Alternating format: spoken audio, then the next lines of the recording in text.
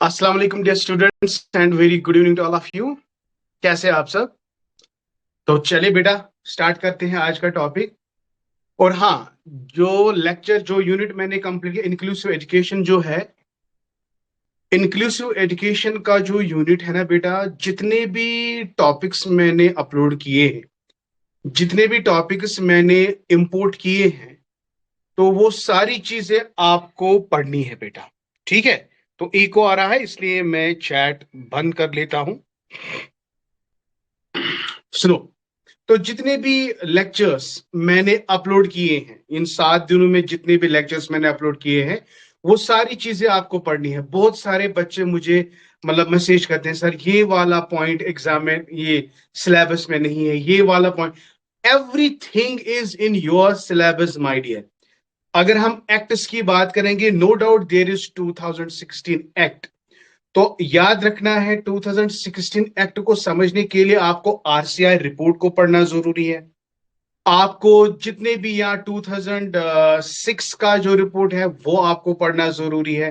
1995 का रिपोर्ट पढ़ना आपके लिए जरूरी है। इसमें मैंने कुछ सर्व शिक्षा अभियान के रिलेटेड मैंने कुछ आपको बताया, वो जाके आपको समझना है। Good evening problems.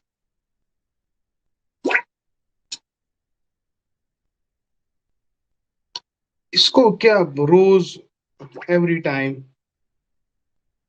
Every time token expire दिखा रहा है। हाँ बेटा, अभी भी इको आ रहा है।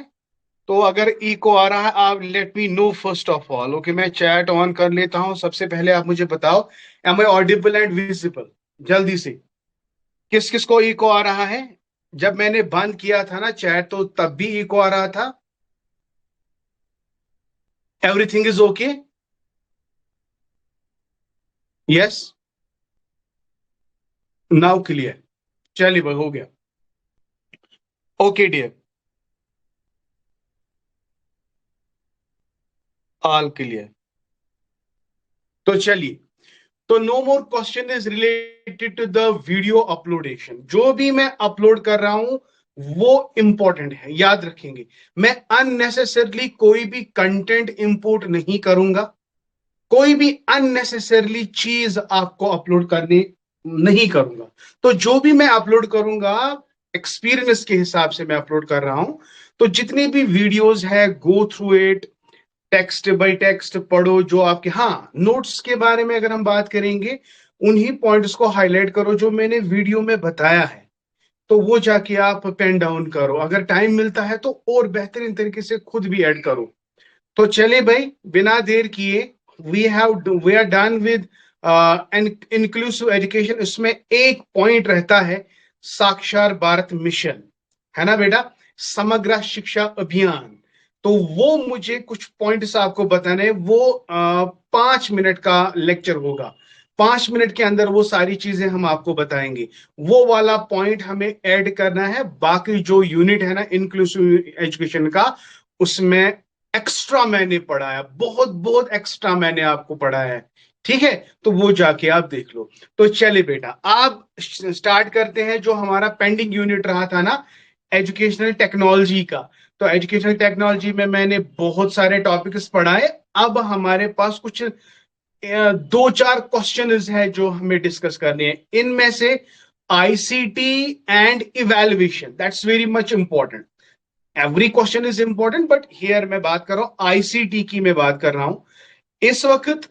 मैं आपके सामने कौन सा टॉपिक उठाने जा रहा हूं? एक तो आईसीटी के बारे में हम आपको बताएंगे, इसके क्या कैरेक्टरिस्टिक्स है, और आईसीटी और असेसमेंट की अगर हम बात करेंगे, आईसीटी और इवैल्यूएशन की अगर हम बात करेंगे, आईसीटी का मतलब क्या है? आईसीटी का मतलब है जो भी गैजेट्स हम इस्तेमाल करते हैं, जो भी टेक्नोलॉजी हम इस्तेमाल करते हैं, किस चीज के लिए? इंफॉर्मेशन और कम्युनिकेशन के लिए। ठीक बात है ना? उस चीज को, टेक्नोलॉजी को हम इवैल्यूएशन में कैसे यूज करेंगे? टेक्नोलॉजी, फिर भी इनको इको आ रहा है, इसको हम क्या करें यार? एक मिनट। हाँ जी बेटा। तो चलिए सबसे पहले समझते हैं। देखो ये टर्म कभी कभी बिल्कुल सिंपल सी टर्म भी आ सकते हैं कि आईसीटी का मतलब क्या है। It is information and communication technology. इसका क्या मतलब है? इसका मतलब है हम इंटीग्रेशन करते हैं इंफॉर्मेशन टेक्नोलॉजी को विद टेलीकम्युनिकेशन। सिंपल सी बात है, मुझे इंफॉर्मेशन आप तक पहुंचानी है। मैं किस चीज का इस्तेमाल कर रहा हूं? टेक्नोलॉजी का। तो मैंने इंफॉर्मेशन को आप तक पहुंचाने के लिए टेक्नोलॉजी का इस्तेमाल किया। तो मैं तीन चीजें यहां पे इंटीग्रेट कर रहा हूं। टेलीकम्युनिकेशन मीन्स मुझे चैनल चाहिए। किस चैनल से मैं अपनी इंफॉर्मेशन जो मेरे अंदर है वो आप तक पहुंचाऊंगा, उसके लिए मुझे चैनल की जरूरत है। It is called telecommunication. तो we are telecommunication, I am giving you information. तो तीन चीजें याद रखेंगे, एक information, another communication and then technology. तो इसी तरह से आप इसको समझ सकते हो। तो इसका मतलब है इसमें हम वो टूल्स, वो रिसोर्सेज यूज करते हैं तो जिसमें हम एक्सचेंज ऑफ इंफॉर्मेशन करते हैं। हम टेक्नोलॉजीज का इस्तेमाल करते हैं, computer, software, network, telecommunication, devices, appliances, facilities, इन तमाम चीजों को मिलाने के बाद there is a term that we called as ICT. So आप यहां पे देख सकते हो, जो मैंने कहा वही मैंने यहां पे बिल्कुल इजी वे में आपको समझाने की कोशिश की है। तो इंफॉर्मेशन एंड कम्युनिकेशन टेक्नोलॉजी जो है, इसका मतलब है इंटीग्रेशन ऑफ इंफॉर्मेशन टेक्नोलॉजी। यानी हम आईटी को इंटीग्रेट कर रहे हैं किसके साथ? टेलीकम्युनिकेशन के साथ। और टेलीकम्युनिकेशन में हम क्या क्या चीजें इस्तेमाल करते हैं? कंप्यूटर का इस्तेमाल, सॉफ्टवेयर का इस्तेमाल, नेटवर्क का इस्तेमाल, हाँ, डिवाइसेस का इस्तेमाल, ताकि फैसिलिटेट कम्युनिकेशन हो जाए। बात समझ आ रही है बेटा? तो इसको ज्यादा खींचेंगे नहीं, और ना ही ये खींचने वाला चीज है। इसमें खाली इतना ही चीजें आपको याद रखना है। अगर हमने आईटी टूल्स का इस्तेमाल किया, for what purpose? For communication purpose. आप देखो कितने डिस्ट्रिक्ट से आप लोग मेरे से जुड़े हुए हो, है ना बेटा? तो it is because of what? You have devices, you have software, you have computer. तो इन चीजों को हमने क्या किया? इंटीग्रेट किया। तो इसके साथ हमने क्या किया? Facilitates communication. समझ आ गया? तो this is what is called as ICT. अब जल्दी जल्दी इसके कुछ कैरेक्टरिस्टिक्स हम आपको बताएंगे। इनको एक्सप्लेन करने की बिल्कुल भी जरूरत नहीं है। तो सबसे पहले चलते हैं। अगर हम कैरेक्टरिस्टिक्स ऑफ आईसीटी की बात करेंगे, the first one is sir, ICT tools जो है ये हमें रियल टाइम कम्युनिकेशन कराता है। Interactivity, this is very much important. Question ऐसे भी आ सकता है कि आईसीटी रेफर्स टू, बहुत सारे ऑप्शंस होंगे, उन बहुत सारे ऑप्शंस में दो चार ऑप्शंस ठीक भी होंगे। आपको सिलेक्ट करना है कि कौन कौन सा ऑप्शन सही है। तो याद रखेंगे बेटा, आईसीटी का मतलब है इंटरएक्टिविटी। इंटरएक्टिव का मतलब है this time we are having real time communication. सही बात है ना? इस वक्त हम रियल, हाँ, जो मैं वीडियोस इससे पहले आपको सेंड कर रहा था वहां पे वो रियल टाइम नहीं है। रियल टाइम का मतलब क्या है? इस वक्त हम दोनों आपस में क्या है? जुड़े हुए हैं। तो real time communication and interaction through various platforms like email, video call, social media and collaborative software. तो ये सारी चीजें क्या क्या? आपका ईमेल, आपका वीडियो कॉल, आपका सोशल मीडिया एंड आपके कोलैबोरेटिव सॉफ्टवेयर जो है, ये हमें इंटरएक्टिविटी बताते हैं।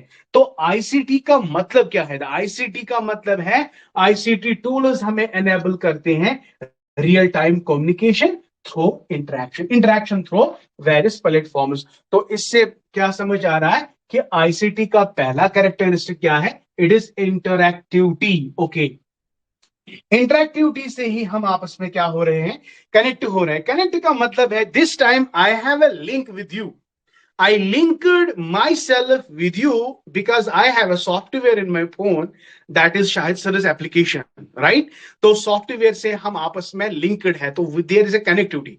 नंबर टू, कनेक्टिविटी तब तक भी पॉसिबल नहीं थी अगर इंटरनेट कनेक्टिविटी नहीं होती है ना। तो via internet, via my software application, we have a connection, we have a connectivity. तो ये जो कनेक्टिविटी है ना, it is not limited, it is globally, दुनिया में किसी भी इंसान के साथ मैं अपने आप को कनेक्ट कर सकता हूं, via mail, via video conferencing, via, there are so many things, right? तो this is what we called as connectivity.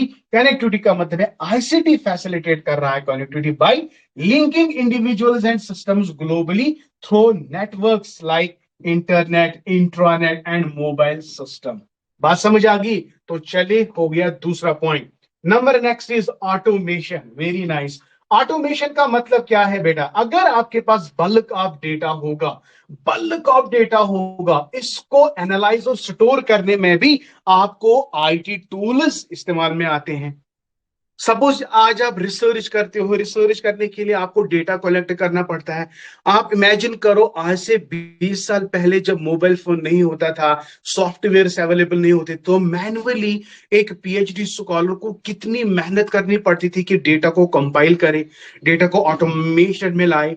तो आजकल की जो रिसर्च है वो बहुत ज्यादा फायदेमंद हो रही है, बहुत ज्यादा हमें हेल्प कर रही है। आईटी जो है हमें रिसर्च में वो सबसे ज्यादा यूज हो जाती है। तो यहां पे ऑटोमेशन की बात करें, क्या करेंगे? ये हमारे डेटा को प्रोसेस करता है, कलेक्शन में मदद करता है, स्टोरेज में मदद करता है, एनालिसिस और डिसेमिनेशन में मदद करता है ऑटोमेटिकली। तो ये reduces human efforts and errors करता है।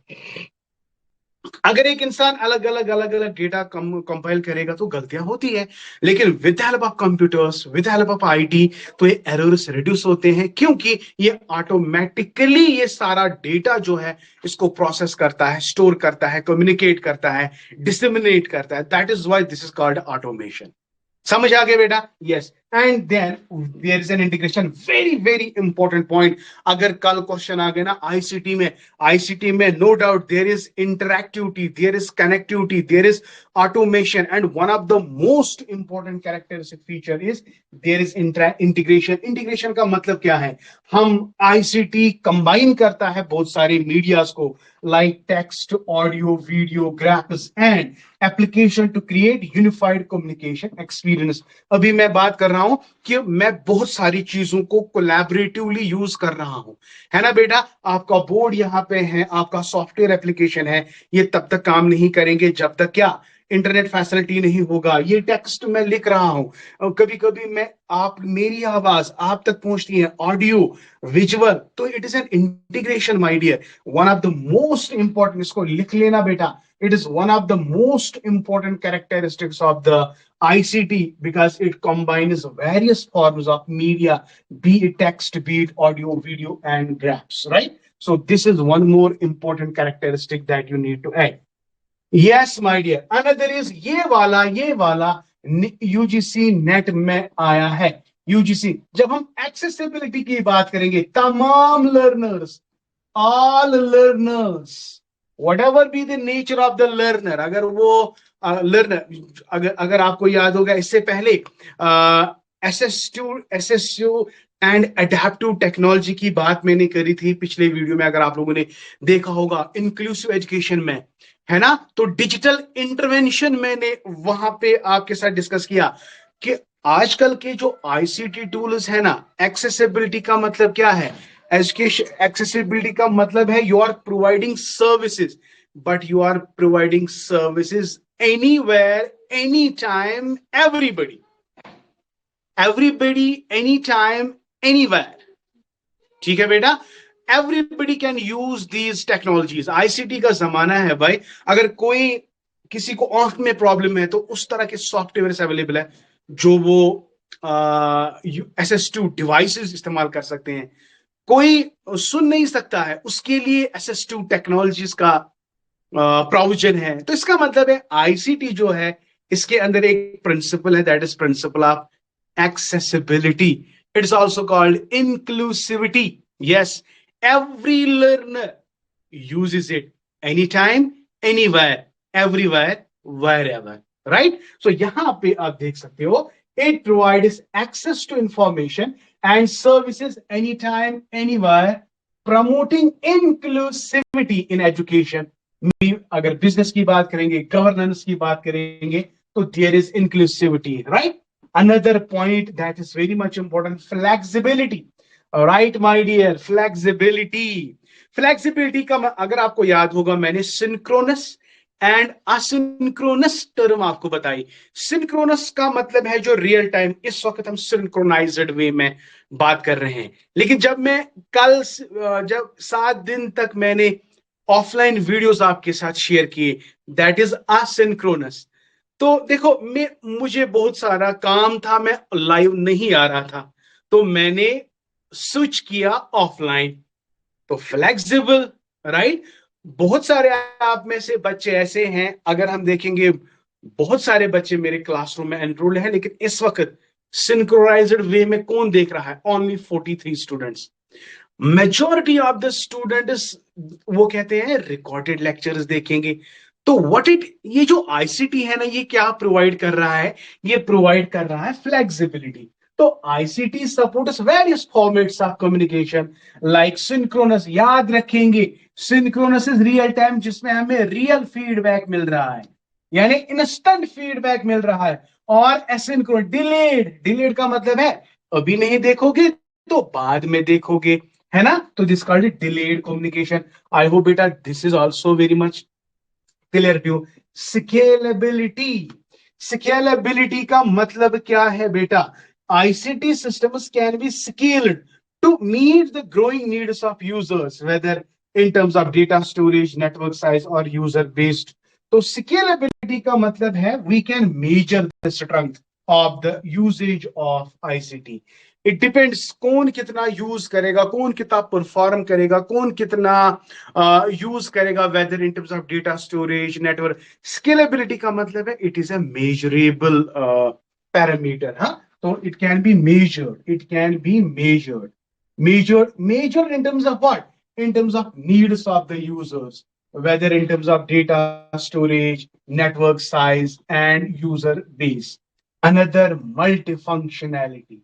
हाँ, मल्टीफंक्शनैलिटी तो है, बिकॉज आईसीटी में एक ही फंक्शन थोड़ी ना है। आईसीटी में बहुत सारे फंक्शन है, लाइक वर्ड प्रोसेसिंग है, कम्युनिकेशन है, एंटरटेनमेंट। तो ये मल्टीफंक्शनैलिटी आप इसको इंटीग्रेशन के साथ लिंक कर सकते हैं, no issue at all. Speed and efficiency, exactly. Since we use computer in it, and computer itself means speed and accuracy and efficiency.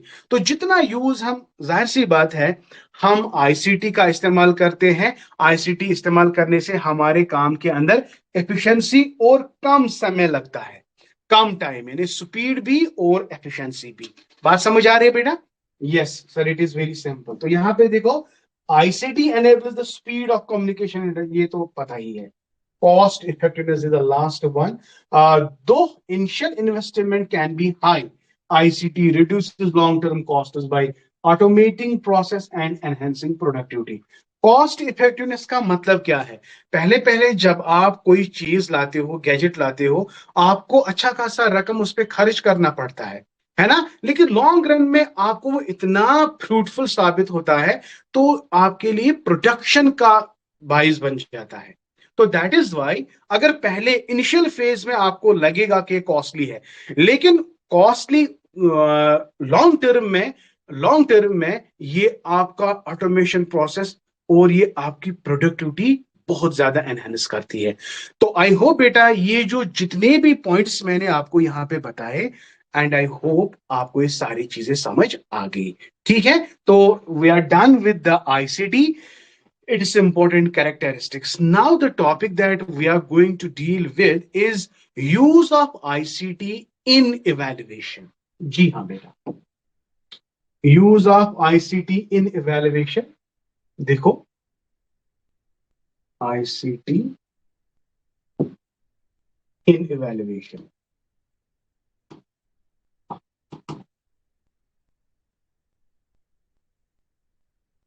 देखो सारा ये स्लाइड्स है, जिन जिन पॉइंट्स को मैं हाईलाइट करूंगा उन पॉइंट्स को फोकस करना है। बाकी आईसीटी का कॉन्सेप्ट आप लोगों ने समझा। मैंने बार बार आपको कहा कि टेक्नोलॉजी एक अच्छा खासा रोल, इफेक्टिव और एफिशिएंट रोल प्ले करती है, be it anything, but here we are very much concern towards evaluation. और इवैल्यूएशन की बात जब आती है, इवैल्यूएशन मीन्स असेसमेंट। मैं आपको पढ़ा रहा हूं, मैंने क्या पढ़ाया, आपने क्या समझा, उस चीज को असेस करने के लिए मैं टेक्नोलॉजी का इस्तेमाल करूंगा। तो आईसीटी में किन किन डिवाइसेस का इस्तेमाल होता है, वो सारी चीजें आपको याद रखनी है बेटा। ठीक है, तो चलिए शुरुआत करते हैं। यहां पे मेरा फोकस रहेगा दो चीजों पे। एडमिनिस्ट्रेशन आपके सिलेबस में नहीं है, खाली आपके सिलेबस में है use of ICT in evaluation. लेकिन मैं use of ICT in evaluation, इसमें मैं रिसर्च का भी थोड़ा पॉइंट्स लाने जा रहा हूं, क्योंकि इसके रिसर्च के रिलेटेड कई सारे क्वेश्चंस आए हैं, और वो क्वेश्चंस कौन कौन से आए हैं वो भी हम आपको बता देते हैं। ठीक है, तो चलिए शुरुआत करते हैं। अभी पहला पॉइंट आपको क्या याद रखना है, तो टेक्नोलॉजी जो है, चाहे मैं इंफॉर्मेशन कम्युनिकेशन टेक्नोलॉजी, आईसी को छोड़ो, मैं टेक्नोलॉजी की बात करूंगा। Technology is a very effective tool and very efficient tool that has a very important role to play in assessment and evaluation. Okay, my dear, तो वो क्या क्या चीजें हैं वो हम आपको डायरेक्टली बताएंगे। तो यहां पे आप देख सकते हो, ये ये इंपॉर्टेंट है, ये वाला यूजीसी नेट में पूछा गया है। ठीक है बेटा, तो ये यूजीसी नेट में पूछा गया है। याद रखेंगे, the point that you need to remember is my dear, जब बात आती है आईसीटी एंड इवैल्यूएशन की, याद रखना, जब बात आएगी आईसीटी एंड इवैल्यूएशन, तो ये पांच चीजें ना आपको याद रखनी है। कितने चीजें? हाँ, कितने चीजें बेटा, ये देखो। सबसे पहले, when you talk about ICT and evaluation, my dear, remember these 5 6 things. One is computer assisted assessment. Computer मदद कर रहा है असेसमेंट करने के लिए, be it a formative, be it a summative assessment. Computers play a very important role. आप बोलोगे कैसे? आज आप देखो, आप ओएमआर एग्जाम देते हो, ओएमआर को कंप्यूटर में डाला और आपका असेसमेंट शीट उसने विद इन स्टिपुलेटेड टाइम में निकाल के दिया। तो computers are very much helpful in assessing us. या आपने कोई गूगल फॉर्म कंप्यूटर पे टाइप किया, उसमें बहुत सारे क्वेश्चंस दिए, ऑप्शंस दिए, और आपको ऑनलाइन आपको सब चीजें मिल रहा है, तो आपका सारा डेटा मुझे मिलेगा कि आपने कितना कुछ किया है ना बेटा। तो ये आप याद रखेंगे। हाँ, और एक कंप्यूटर के रिलेटेड ही एक अडेप्टिव टेस्टिंग है।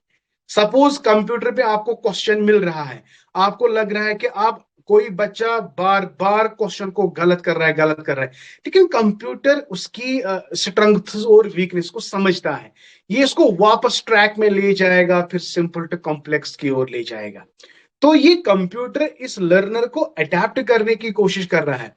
There are so many types of applications जो आपको कंप्यूटर में मिलते हैं। कंप्यूटर आपको टेस्ट कराता है। आप बोलोगे किस इंक्लूसिव एजुकेशन पे टेस्ट दो, आप इंक्लूसिव क्वेश्चंस बार बार गलत कर रहे हो, गलत। कंप्यूटर आपकी कमजोरी समझता है, वो आपको वापस असेसमेंट में लेता है, वापस ले जाता है। पहले वो धीरे धीरे सॉफ्ट सॉफ्ट क्वेश्चंस आपको बोलेगा, फिर धीरे धीरे आपको कॉम्प्लेक्स लेवल की ओर ले जाएगा। तो इस टेक्निक को कहते हैं कंप्यूटर अडेप्टिव टेस्टिंग। इसी तरह एक पोर्टफोलियो होता है।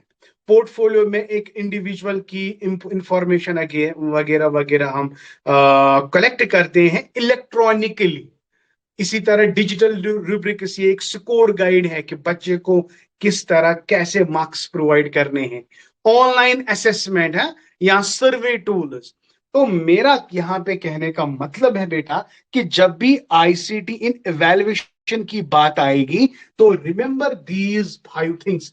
Number 2 is computer adaptive testing, number 3 is E portfolio, number 4 is digital rubrics, ये एक स्कोरिंग गाइड है, ये भी हम आपको बताएंगे, स्कोरिंग गाइड है ना। एंड फिफ्थ वन इज बेटा online assessment, and sixth one is survey tools, survey tools. तो ये पांच चीजें आपको याद रखनी पड़ेगी। मैं फिर से बता रहा हूं, CAA computer assisted assessment, computer adaptive testing, e portfolio, digital rubrics, online assessment, survey tools. Question ऐसे आएगा, which of the following do not belong to ICT and evaluation. Question ऐसे भी आ सकता है कि आपको बताना है कौन नहीं है आईसीटी एंड किसमें, इवेल्युएशन में। तो ये छह चीजें आपको याद रखनी है। These six things actually explain us what is the role of ICT in evaluation. So when you use ICT for evaluation, you have to remember these 6 points. We use computers to assist, we use computers to adapt to testing. There is an e-portfolio, digital rubrics, and online assessment and survey tools. तो आई hope बेटा one by one इनको समझते हैं, ज्यादा time नहीं लगेगा। चलिए चलिए चलिए, ये आप खुद पढ़ेंगे, उसमें इसमें इतना मसला नहीं है। यहाँ पे देखो, पहला वाला क्या है बेटा, पहला वाला है कंप्यूटर असिस्टेड असेसमेंट। अभी तो मैंने आपको कहा कि कंप्यूटर असिस्टेड असिस्टेंट जो है ये लर्निंग और परफॉर्मेंस ऑफ ए लर्नर को असेस करने में मदद करता है। देखो बेटा ये बिल्कुल सिंपल है। तो when you use simply, when you use computers for the assessment of a child or assessment of the learner, it is called computer assisted assistance. देखो, computers assisted assistance is used to assess learning and performance of the student. It includes all types of assessment, be it formative or summative, which is then conveyed to the student with the assistance of these modern technologies.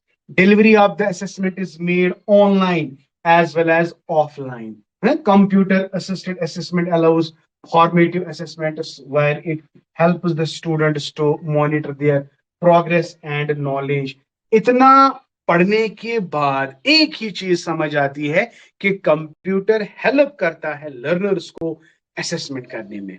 ठीक है बेटा, आजकल के अगर हम पिछले जमाने की बात करेंगे, टीचर ने क्वेश्चन आपको बोला, 10 या 20 या 40 दिन के बाद आपको रिजल्ट दिया जाता है। लेकिन आज आप instantly with the help of computer system, with the help of online gadgets and technologies, हम आपको इंस्टेंटली आपको एसेस करा के देंगे। Because of what? Because of the ICT. And ICT has used computer assisted devices, जिससे हम अपने बच्चों को फीडबैक ले सकते हैं, वो भी तुरंत। So this is computer assisted assessment. Second point जो मैंने आपको बताया, computer adaptive testing.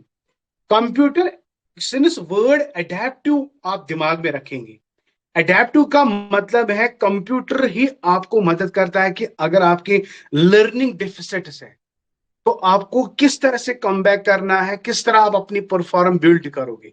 So the use of computer adaptive testing जो है, ये हमें एनहेंस करता है टेस्टिंग प्रोसेस को।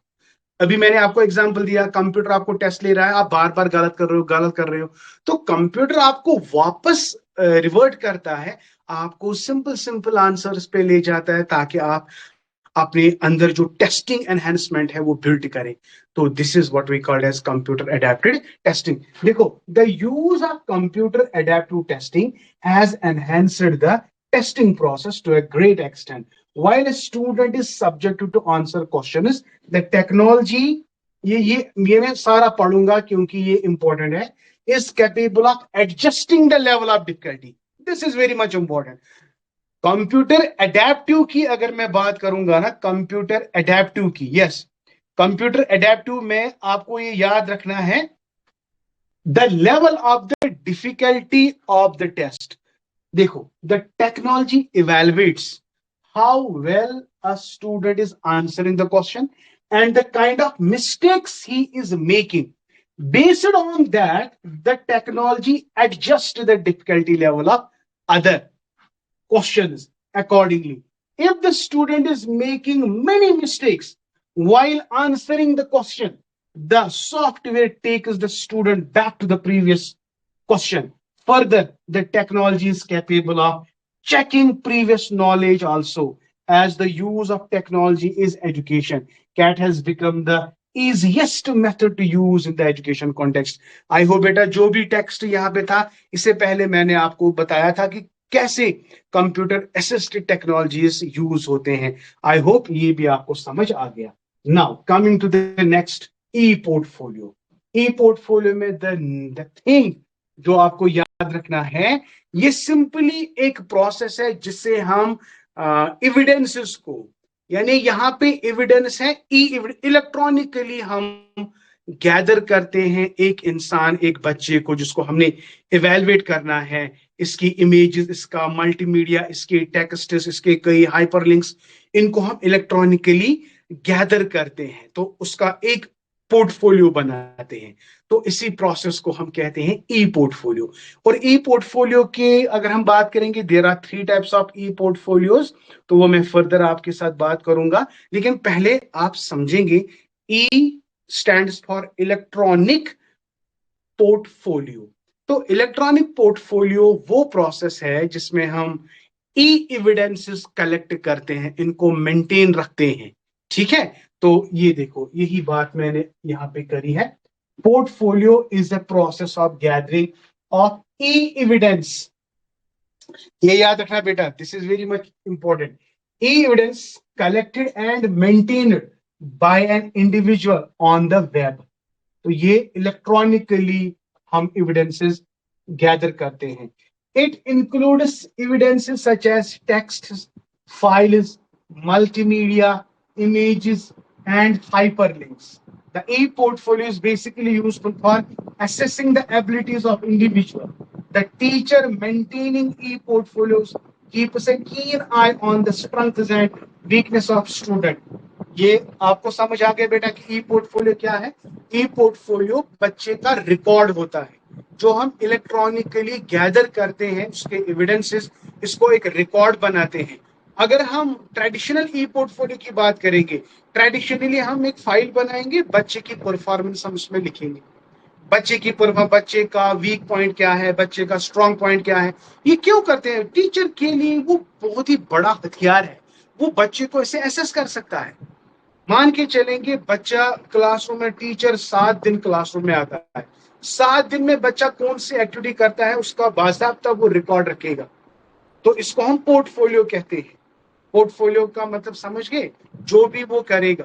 ठीक है, लेकिन अब ऑनलाइन अगर हम करेंगे, ऑनलाइन गैदरिंग करेंगे, data evidences of the students, उसको मेंटेन रखेंगे इंडिविजुअल के लिए, तो इसको हम कहेंगे ई पोर्टफोलियो. तो ई पोर्टफोलियो में उस्ताद की आंख किस पे होती है? बच्चे की वीकनेसेस और बच्चे के स्ट्रेंथ्स पे होती है. तो जो उसको लॉन्ग रन में उसको फायदा देता है स्टूडेंट को एसेस करने में. ठीक है, यस. तो दिस इज अनदर पॉइंट. अब यहाँ पे जो ई पोर्टफोलियो है, ई पोर्टफोलियो में there are 3 types of e portfolios. ये इंपॉर्टेंट है, can be asked in your examination बेटा. This is very much important and this has been asked in UGC NET. E portfolio में सबसे पहला है developmental e portfolio. तो developmental e portfolio में हम रिकॉर्ड करते हैं progress of individual for a long period of time. ये डायरेक्टली ऐसी क्वेश्चन आता है. Name the type of portfolio in which we record the progress of an individual over a long period of time. It is developmental e portfolio. समझ आ गया? Number next is we have assessment e portfolio. The main objective of assess and evaluate the competency of the learner in specific skills and programs. देखो बेटा, अगर आपका intention है कि specific skill को एसेस करना, इसकी स्पेसिफिक कॉम्पिटेंसी को इवेलुएट करना, then we have an assessment e portfolio. So this is a record maintained over entire duration of, ये जितना भी entire duration of the program है, प्रोग्राम के, ये तो हो गया over a long period of time.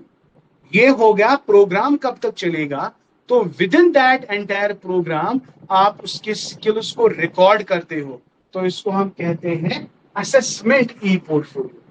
Developmental e portfolio का मतलब है record the progress of an individual over a long period of time. समझ आ गया? और असेसमेंट ई पोर्टफोलियो का मतलब है जब तक प्रोग्राम चलेगा उस प्रोग्राम तक इसका सारा रिकॉर्ड आप चेक करोगे। This is called as assessment e portfolio. another e portfolio that we have a showcase e portfolio। अब एक शोकेस ई पोर्टफोलियो क्या है? Showcase e portfolios exhibit to exceptional work and skills of the learner। अब देखो, हर किसी बच्चे को skills होते हैं, लेकिन कोई स्किल किसी बच्चे में एक्स्ट्रा ऑर्डिनरी स्किल होता है। एंड याद रखेंगे, show case E portfolio is meant for exceptional children. Exceptional children बोले तो जिनका एक्सेप्शनल वर्क या स्किल्स होगा लर्नर्स में। कहते हैं कि 2% या 4% ऐसे बंदे होते हैं जो एक्सेप्शनली डिफरेंट होते हैं, तो उनके लिए कौन सा पोर्टफोलियो होता है? Showcase portfolio. अब 3 पोर्टफोलियोज आपने याद रखे। पोर्टफोलियो का मतलब क्या है? Gathering E evidences of the learner. ठीक है ना बेटा? जब आपने एविडेंसेस को गैदर किया, आपके पास रिकॉर्ड है, और आपके पास रिकॉर्ड है, आपकी आंख अब बच्चे के स्ट्रेंथ्स पे है और बच्चे के वीकनेसेस पे है, और जो ही आप ई पोर्टफोलियो खोलोगे आप बच्चे को एसेस कर सकते हो। अब ये जो ई पोर्टफोलियो है, या तो आप लॉन्ग ड्यूरेशन आप उसका रिपोर्ट बना रहे हो, इट इज कॉल्ड डेवलपमेंट। लेकिन आप जब तक कन्फाइंड रहते हो स्पेसिफिक प्रोग्राम तक, तो वहां का जो रिकॉर्ड आप मेंटेन करते हो that is called as what? Assessment e portfolio. लेकिन अगर किसी ने एक्सेप्शनल वर्क किया, उसके लिए होता है बेटा शो केस ई पोर्टफोलियो। समझ आ रहा है बेटा बात? Yes my dear. Now another rubrics. Simple याद रखना, आप बच्चे को काम दे रहे हो, अब आपको कहते हैं ना कि भाई मैं इसका स्कोर कैसे दूं, किस तरह मार्क्स दूं, किस पार्ट को कितने मार्क्स दूं, कैसे मैं असेस करूं। उसके लिए एक स्कोरिंग गाइड होता है, और इस स्कोरिंग गाइड को हम कहते हैं digital rubrics.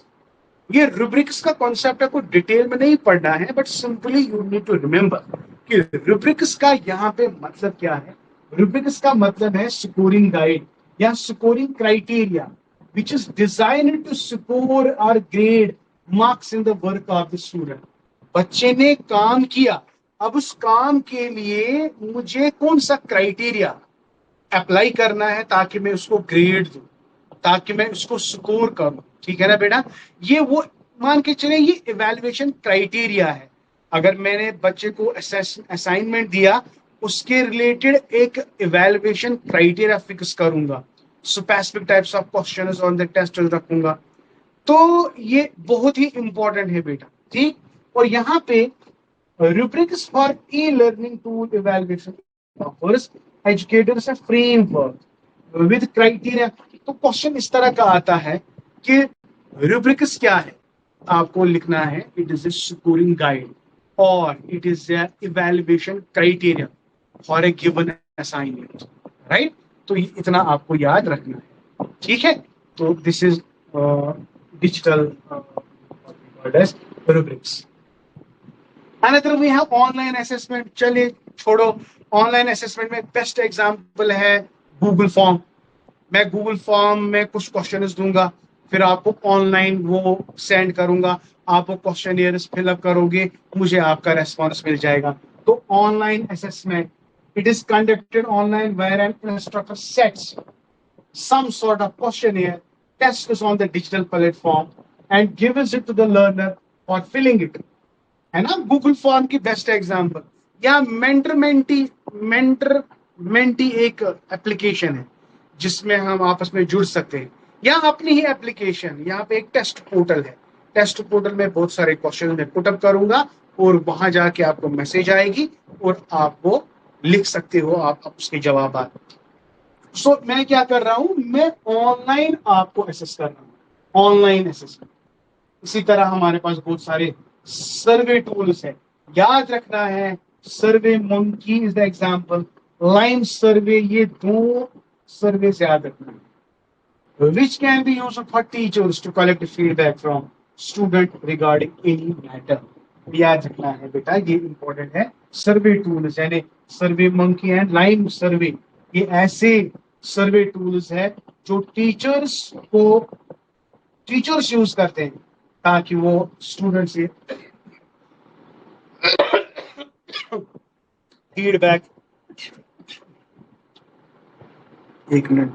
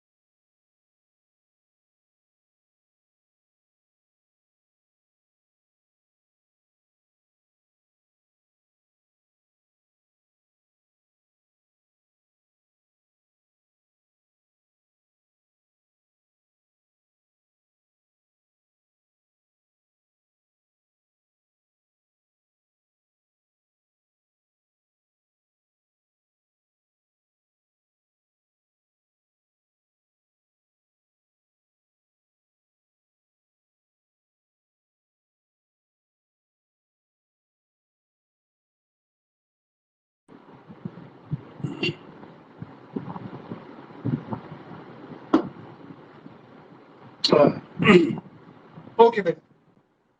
So these are the 6 things that you need to understand. I hope बेटा ये 6 चीजें आपको समझ आ गई। अब रिसर्च की बात अगर करेंगे ना, मुझे ज्यादा इसमें लंबा चौड़ा भाषण देने की जरूरत नहीं है। कुछ टूल्स एंड कुछ टेक्निकल टर्म्स में यहाँ पे इस्तेमाल कर रहा हूँ, आपको बता रहा हूँ। प्लीज एंड प्लीज, वो लगभग लगभग 20-30 टर्म्स है, उनको आप याद रखेंगे क्योंकि वो डेफिनेटली क्वेश्चन पूछे जाते हैं। आईसीटी फॉर रिसर्च की अगर मैं रिसर्च करूंगा, टॉपिक सिलेक्ट करने के लिए आप गूगल का इस्तेमाल करोगे, आपके पास लैपटॉप होना चाहिए, इंटरनेट कनेक्टिविटी होनी चाहिए। Selecting the problem we use the ICT. चलो आईसीटी में आपने सिलेक्शन ऑफ द प्रॉब्लम देखा, ठीक है, आपको रिव्यू करना है ज्यादा से ज्यादा, गैप्स देखने हैं ज्यादा से ज्यादा। आप क्या करोगे, आप डिफरेंट वेबसाइट चेक करोगे और इस प्रॉब्लम पे कितने बच्चों ने, कितने स्टूडेंट ने काम किया, वो आप एक्सेस करते हो। तो ये भी आपको कौन मदद कर रहा है, आईसीटी। चलो छोड़ो, जब आप डेटा कलेक्ट करोगे, जब आप डेटा को एनालाइज करोगे, आपके पास एसपीएसएस सॉफ्टवेयर जैसी चीजें हैं, तो क्या वो आप इस्तेमाल नहीं करोगे? तो मेरा कहने का मतलब है ICT for research very very important. और कौन किन किन टेक्नोलॉजीज का हम इस्तेमाल करते हैं वो नाम आपको याद रखने बेटा। तो मैं डायरेक्टली आपको ले चलता हूँ, ये आप सारा पढ़ लेना, this is not a big issue, but the issue is जिनको मैं हाईलाइट करूंगा वो चीजें ना आपको अच्छे से देखने। ये पता है, आइडेंटिफाई रिसर्च एरियाज, अभी मैंने कहा। कंडक्टिंग लिटरेचर सर्वे, ये तो अभी मैंने कहा। इसी तरह बेटा डिसेमिनेशन रिसर्च या डेटा कलेक्शन, डेटा एनालिसिस, वो सारी सारी चीजें हम यार आईसीटी की मदद से ही कर रहे हैं, है ना। तो एक कुछ पॉइंट्स है, जब भी याद रखोगे, this is very much important, जब भी हम हायर एजुकेशन की बात करते हैं ना, आईसीटी को अगर हम रिसर्च में इस्तेमाल करेंगे, लेकिन कहां पे, research is very much related the higher education. और जब भी हम रिसर्च को, आईसीटी को रिसर्च में यूज करते हैं, तो इसमें 4 चीजें याद रखनी है। We use ICT for communication, we use for information sharing, we use for simulation, we use for evaluation. Very very important. Digital library, repository, open educational resources, virtual and simulated labs, these are all based on ICT, my dear. Digital library, ठीक है ना, इनफिलिनेट, तो वो सारी चीजें ये ICT based है बेटा, तो वो चीजें आपको याद रखनी है। लेकिन अब यहाँ पे जो मैं बात कहने चाह रहा हूं, ऑनलाइन असेसमेंट टूल्स के बारे में आपको पता होना चाहिए। हमारे पास कौन कौन से ऑनलाइन असेसमेंट टूल्स है जो हम यूज करते हैं रिसर्च में, तो मैं नाम बताऊंगा, 20 है। एक का नाम है रिमाइंड, क्या है ये, टेक्स्ट आप खुद पढ़ लेना, लेकिन याद रखेंगे रिमाइंड जो है, Remind it is an online assessment tool. तो it is used to send quick text to student and parents to check for understanding, got it. तो रिमाइंड इट में, हाँ, another we have Spark Post. ये बेटा आपको याद रखने हैं, प्लीज याद रखने हैं। तो online assessment tools we have Remind, we have Spark Post. It is an Adobe application that assists teachers to create exit tickets with visuals and graphics. Number next is Padlet. Padlet. It is a blank digital wall. It's robust capabilities in assessment, communication, and collaboration. Drag and drop almost ये इतना है. Padlet आप याद रखेंगे. Padlet, we have a blank digital wall. Huh? That is also an online assessment tool. We have Survey Planet. Survey Planet. ये याद रखना है बेटा. तो मेरी जरा आप इसको रिवाइज करो. Remind, spark post, Padlet, survey planet, Koggle, Koggle. It is mind mapping tool that lets the instructor to get a handle on student thinking. Koggle. E-survey creator, Philip Grid, Naiku, Clickers. इसका description आप पढ़ेंगे बेटा, लेकिन याद रखेंगे. Type form, voice thread, Zoho survey, answer garden, black channel chat, the Q, the Quizlet, कहूट. ये important है, ये नेट में आया है. एक आया है कहूट. कहूट is actually game based assessment. और मेंटीमीटर, ये भी पूछा गया. मेंटीमीटर, we have Socrative quizzes and questions with real time grading. मेरा कहने का मतलब है बेटा, ये 20 के 20 आपको याद रखने हैं. These 20 tools are very much used as an ICT tools in the research. ठीक है, इसका डिस्क्रिप्शन आप बाद में पढ़ेंगे. I will share you all these things via group, but you go through it, my dear. तो ये 20 के 20 आपको याद रखने हैं और आप रखोगे इंशाल्लाह. So by this we have completed one more topic from your educational technology part, and we are done with it. And tomorrow inshallah we have AI in learning, है ना, और कुछ ethics and principles we have. उसके बाद हमें interaction models पढ़ने हैं बेटा. ठीक है, आई होप बेटा आपको बहुत अच्छे से समझ आ गया. एज यूजुअल गर्मी बहुत ज्यादा है बेटा, क्या मैं बोलूं. कितनी गर्मी है तो बताने की जरूरत नहीं है, बट एनीवेज आई होप बेटा you have very much enjoyed the class and kindly comment for the same. तो आई नीड योर फीडबैक बेटा, तो जल्दी से अपना फीडबैक दो, बिकॉज गर्मी बहुत ज्यादा है. तो I may take leave from you. जल्दी से कमेंट करके बताओ कि आज का लेक्चर आपको कैसा लगा. बोरिंग तो नहीं लगा ना? जल्दी.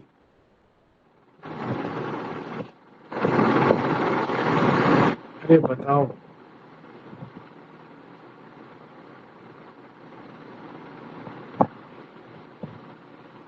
Yes sir, enjoyed. It is best. Thank you so much. Sir, good. Okay. Online class, the best in stop recording. Excellent. Amazing sir, really. Kashmir में भी गर्मी है, बहुत ज्यादा गर्मी है. It is 37. नीरू बाला, कश्मीर में भी गर्मी है और क्या. No words have so much. Thank you dear, thank you. चले बे, अल्लाह हाफिज. अल्लाह हाफिज. Thank you dear.